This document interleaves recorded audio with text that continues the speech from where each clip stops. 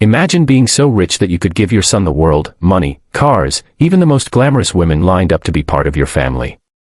But what happens when that son looks past beauty, fame, and wealth, and chooses the one woman no one expected? Stay with me until the end, because what he says will change the way you see love forever.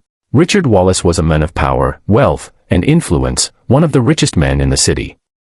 His son, Daniel, had grown up in mansions, attended the best schools, and never lacked anything in life. Yet, despite his father's empire, Daniel remained quiet, humble, and deeply observant. One evening, during Daniel's 21st birthday, Richard announced something shocking.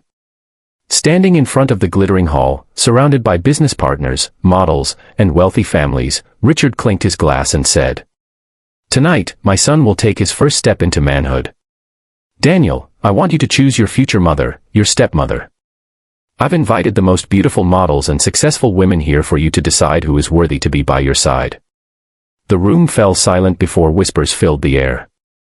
The models smiled, adjusting their dresses, each hoping to be chosen. Cameras flashed as if it were some kind of royal selection. But Daniel looked uncomfortable. He wasn't raised by his mother, she had passed away when he was just 5, and deep down, he still carried the emptiness of not knowing a mother's love. He didn't want a glamorous showpiece, he wanted someone real, someone kind. That's when his eyes drifted to the corner of the hall. Standing quietly, carrying trays of empty glasses, was her, Maria, the maid who had been with their family for years. She wasn't dressed in silk or diamonds, but in a simple uniform. While others laughed and posed, she was the only one working, unnoticed, invisible.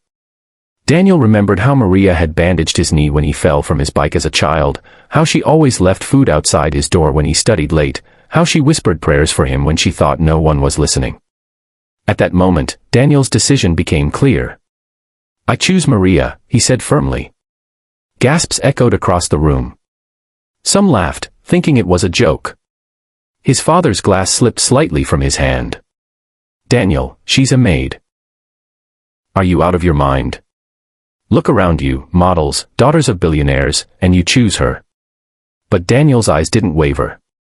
"Because she's the only one who ever treated me like a son, not an heir." The announcement set the entire city buzzing. Headlines mocked the Wallace heir for choosing a maid over glamorous women.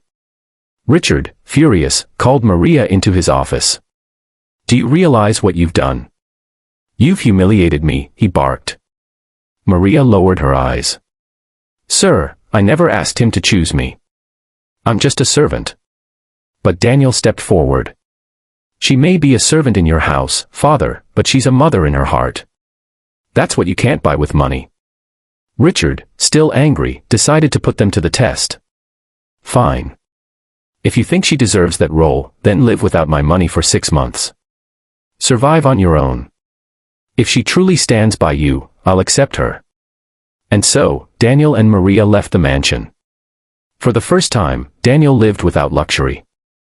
They rented a small apartment, ate simple meals, and Maria worked long hours cleaning other houses while Daniel searched for jobs. But instead of breaking them, the hardship brought them closer. Maria's warmth filled the empty space in Daniel's heart, teaching him that love was sacrifice, patience, and presence. 6 months later, when they returned, Richard expected failure. Instead, he saw his son healthier, happier, and stronger than ever. More than that, he saw Maria standing proudly by his side, her eyes filled with the same quiet dignity as always. Richard finally broke down. "All my life, I thought wealth could replace love. But you, son, have shown me what truly matters." In front of everyone, he bowed his head to Maria. "Forgive me, and welcome to this family." The models, the laughter, the whispers, all of it faded. What remained was a truth the entire room would never forget: love is not bought, it's earned.